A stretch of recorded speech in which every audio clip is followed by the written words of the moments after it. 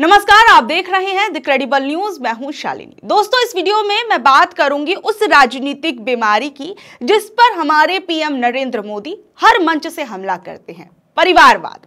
एक तरफ प्रधानमंत्री नरेंद्र मोदी इसे लोकतंत्र का सबसे बड़ा दुश्मन बताते हैं, तो दूसरी ही तरफ उन्हीं के गोद में बैठी सहयोगी पार्टियों में परिवारवाद का पौधा किस तरीके से बिहार में लहलहाता हुआ नजर आया, उसी के बारे में आज मैं आपसे इस वीडियो के अंदर बात करूंगी। दोस्तों, भारत की राजनीति में परिवारवाद एक ऐसा शब्द बन चुका है जो किसी भी भाषण में मसाले की तरह इस्तेमाल किया जा सकता है। कभी लोकतंत्र के लिए इसे खतरा बताया जाता है, कभी युवाओं के लिए रुकावट बताया जाता है, कभी भ्रष्टाचार की जड़ बताया जाता है। और इस मुद्दे को सबसे जोरदार ढंग से उठाने वाले कोई और नहीं, हमारे पीएम नरेंद्र मोदी हैं। रैलियों से लेकर संसद तक, लाल किले से लेकर टीवी इंटरव्यू तक उनका एक ही मैसेज रहा है कि राजनीतिक वंशवाद लोकतंत्र को खोखला करता जा रहा है। 2021 में उन्होंने कहा कि राजनीतिक वंशवाद लोकतंत्र का सबसे बड़ा दुश्मन है। 2023 में भी लाल किले से तो इसे भ्रष्टाचार और तुष्टीकरण के साथ उन्होंने 3 सबसे बड़ी बुराइयों में गिनाते हुए उससे मुक्ति का आह्वान तक कर डाला था। और फिर उसके बाद 2024 में भी उन्होंने परिवारवाद की नई परिभाषा दी कि अगर किसी परिवार के कई सदस्य अपने दम पर राजनीति में आए तो वो परिवारवाद नहीं, लेकिन जहां पूरी पार्टी एक ही घराने से चले वही असली परिवारवाद है। और सबसे बड़ी बात, पीएम नरेंद्र मोदी परिवारवाद के बारे में क्या कुछ तल्ख टिप्पणियां करते हुए नजर आए। कई बार कई मंचों से आरजेडी से लेकर कांग्रेस तक के लिए उन्होंने परिवारवाद को लेकर विपक्षी पार्टियों को घेरने का काम किया। पीएम नरेंद्र मोदी के कुछ शब्दों को आप इस वीडियो में सुनिए, फिर उसके बाद मैं आपको बताऊंगी कि आखिर में मैं परिवारवाद पर पीएम नरेंद्र मोदी की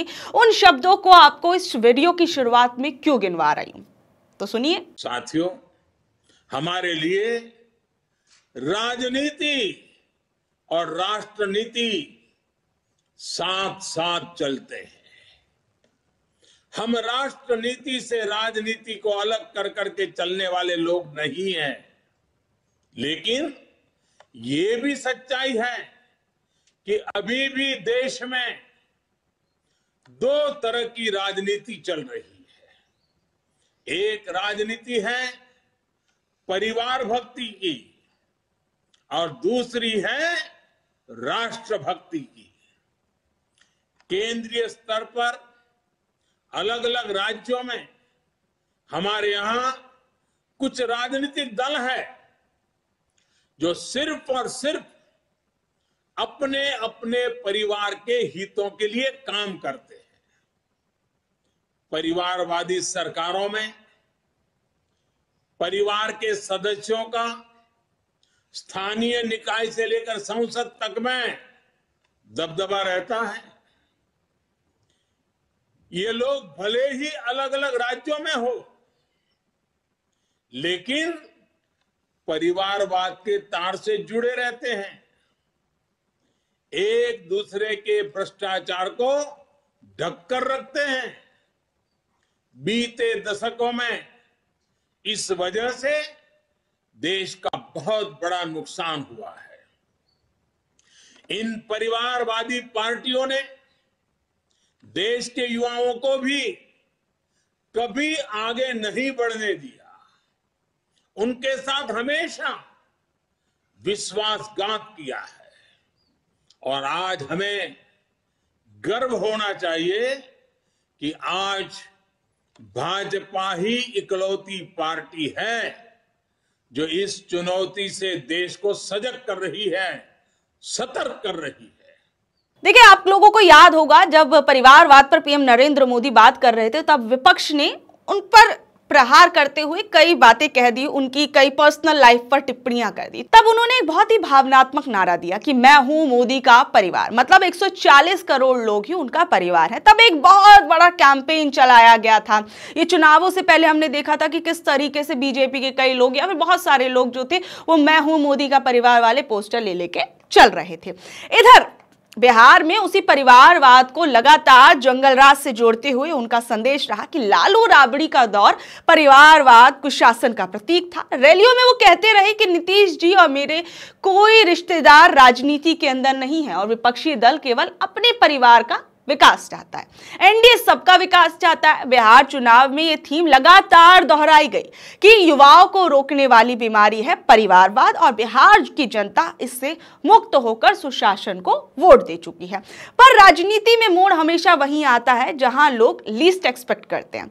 तो देखिए, नीतीश कुमार की नई सरकार बनी, शपथ ग्रहण समारोह हुआ, एनडीए में मंत्रिमंडल की लिस्ट तैयार की गई और अचानक बिहार की राजनीति में एक नया नाम उभर आया, दीपक प्रकाश। ये नाम इतना नया था कि बिहार की राजनीतिक गलियारों में भी लोग पूछ रहे थे कि कौन दीपक प्रकाश, क्योंकि दीपक ना तो एमएलए थे, ना एमएलसी, ना राजनीति में कोई खास उनकी एक्टिवनेस थी, लेकिन उनकी पहचान एक चीज से साफ थी कि वो उपेंद्र कुशवाहा के बेटे हैं और उन्होंने सीधे मंत्री पद की शपथ ले ली।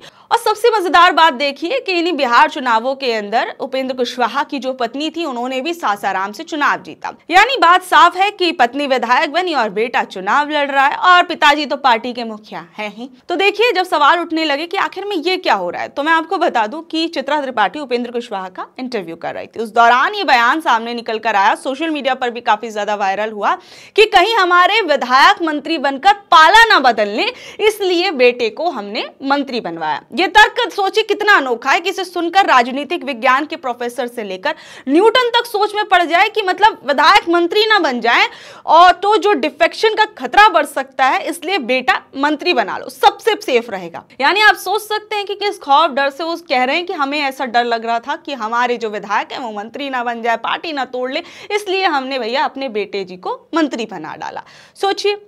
और वहीं विपक्ष जो है इस पर सवाल उठा रहा है कि क्या ये परिवारवाद नहीं है। वहीं दूसरी तरफ एनडीए के दूसरे नेता भी आप देखिए परिवारवाद से अछूते नहीं है, जैसे जीतन राम मांझी के बेटे मंत्रिमंडल में, ठीक है, अशोक चौधरी की बेटी सांसद, चिराग पासवान तो पहले से ही रामविलास पासवान की राजनीतिक विरासत संभाल रहे हैं। इसी के साथ अगर आप देखें तो बीजेपी से जुड़े भी ऐसे बहुत से नेता जैसे राजनाथ सिंह, कैलाश विजयवर्गीय और मुंडे जी का परिवार और उनकी बेटियां जो है वो भी राजनीति के अंदर स्थापित हो चुके हैं। तो अब आप खुद सोचिए, एक तरफ बीजेपी के अंदर पीएम नरेंद्र मोदी सुबह से शाम तक किसी रैली के अंदर ये बोलते हैं परिवारवाद देश के लिए खतरा है, परिवारवाद ये, परिवारवाद वो, तमाम तरह की बातें करते हुए नजर आते हैं। लेकिन जब बिहार के अंदर शपथ ग्रहण समारोह हुआ तो उसमें किस तरीके से उपेंद्र कुशवाहा के बेटे जब शपथ ले रहे थे तो उस टाइम हर कोई मतलब भौचक्का रह गया कि आखिर में ये क्या, ना इन्होंने चुनाव लड़ा, ना ये किसी पद पर हैं और इनको किस तरीके से अचानक से आपने एकदम डायरेक्ट एंट्री जो है वो बिहार के मंत्रिमंडल के अंदर करा दी। और इन सब चीजों को लेकर बीजेपी हमेशा ये कहते हैं कि देखिए असली परिवारवाद वो है जहां पार्टी का रिमोट कंट्रोल परिवार से चलाया जाए, ना कि वो कंडीशन जहां किसी नेता का बेटा या बेटी टिकट ले ले। पर जनता का सवाल सीधा है कि आप इन सब की जो योग्यता है वो कैसे तय करते हैं, जनता या परिवार का प्रभाव। और सबसे बड़ी बात आप यहाँ ये देखिए कि अमित शाह को भी देखिए, उनके जो बेटे बीसीसीआई के अध्यक्ष हैं और किस तरीके से एक तरफ पीएम नरेंद्र मोदी ये बोलते हैं कि परिवारवाद देश के लिए सबसे बड़ा खतरा, एक से एक बढ़कर भाषण देते हैं, वहीं दूसरी तरफ किस तरीके से उनके सहयोगियों के बच्चे जो हैं वो किस तरीके से राजनीति में एंट्री लेते हैं, या कहें कि उनकी पार्टी के ही कई नेताओं के जो बेटे हैं वो किस तरीके से या तो अगर राजनीति में नहीं है तो राजनीति से अलग भी वो कई बड़े बड़े पदों पर बैठे हुए हैं। आप खुद समझ सकते हैं कि किस तरीके से एक तरफ भारतीय जनता पार्टी परिवारवाद के मुद्दे पर चुनाव को जीतने की कोशिश करती है, वहीं दूसरी तरफ किस तरीके से परिवारवाद का विरोध करने वाली पार्टी के अंदर ही सबसे बड़ा परिवारवाद देखने को मिलता है। सोचिए, परिवारवाद के खिलाफ तर्क दिया जाता है लेकिन बिहार में उसी राजनीति को अपने गठबंधन में जगह मिलती है। तो ये जो कॉन्ट्रडिक्शन है वो साफ नजर आता है। राजनीतिक सिद्धांत आपके कुछ और कहते हैं और राजनीति जब आपकी जमीन पर होती है तो वो कुछ और ही कहती है। अंत में ये जो पूरी कहानी है यही बताती है कि भारत की राजनीति में परिवारवाद नैतिकता नहीं रणनीति है। कोई इसे भाषण में कोसता है तो कोई इसे चुपचाप अपना लेता है, लेकिन असली सवाल जनता पूछती है कि काम कौन करेगा, क्योंकि नेता चाहे बेटे को मंत्री बनाए या बहू को टिकट दे, लोकतंत्र का असली इम्तिहान उस दिन होता है जिस दिन जनता वोट डालती है। और वोट डालने के बाद जनता जो है अगर उसे काम नहीं मिलेगा तो इसका जिम्मेदार कौन है। आप सोचिए, पीएम नरेंद्र मोदी कांग्रेस पार्टी को लेकर, परिवारवाद को लेकर किस तरीके से एक बढ़कर जो है बयान देते हैं। उनमें से कुछ बयान एक आधे में आपको और भी सुनवा देती हूँ।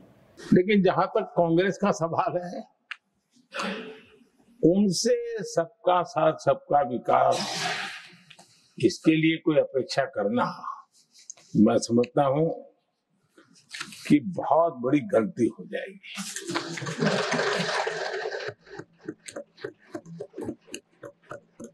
उनकी सोच के बाहर है, उनकी समझ के भी बाहर है और उनके रोड मैप में भी ये सूट नहीं करता है,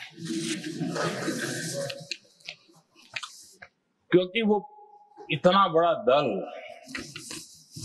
एक परिवार को समर्पित हो गया है। उसके लिए सबका साथ सबका विकास संभव ही नहीं है।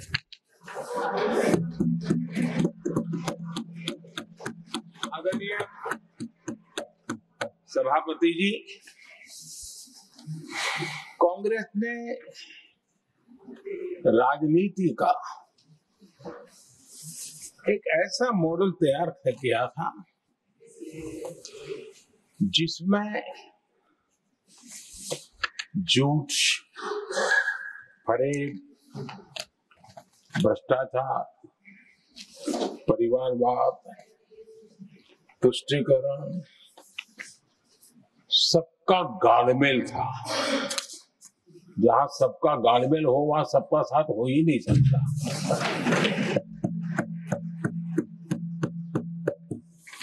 तो बहरहाल अब आपने देखा कि किस तरीके से पूरा परिवारवाद को लेकर अब बीजेपी बिहार के अंदर घिर रही है। जिस तरीके से उपेंद्र कुशवाहा के बेटे जो हैं वो सामने आ गए हैं अचानक से, उस पर अब वो सोशल मीडिया पर लगातार ट्रोल हो रहे हैं और उस पर जो उपेंद्र कुशवाहा की सफाई सामने आई वो तो माथा पकड़ने वाली है। बहरहाल अब आप लोग क्या कुछ कहेंगे, क्योंकि मैंने देखी बिहार की राजनीति से लेकर भारतीय जनता पार्टी की राजनीति के अंदर परिवारवाद कैसे जड़ों तक घुसा हुआ है वो भी मैंने आपको इस वीडियो के जरिए समझाने की कोशिश की। बहरहाल आप लोग इस बारे में क्या कुछ कहेंगे नीचे दिए कमेंट बॉक्स में जरूर बताइएगा और ऐसी अपडेट से जुड़े रहने के लिए देखते रहिए द क्रेडिबल न्यूज। इसी के साथ साथ आप हमें यह भी बताइएगा कि अगर आप ये वीडियो हमारा देख रहे हैं तो आप इसे कहां से देख रहे हैं, किस जगह से देख रहे हैं, और साथ ही साथ में आप हमारे इस चैनल को लाइक कर दीजिए, शेयर कर दीजिए और सब्सक्राइब कर दीजिए। धन्यवाद।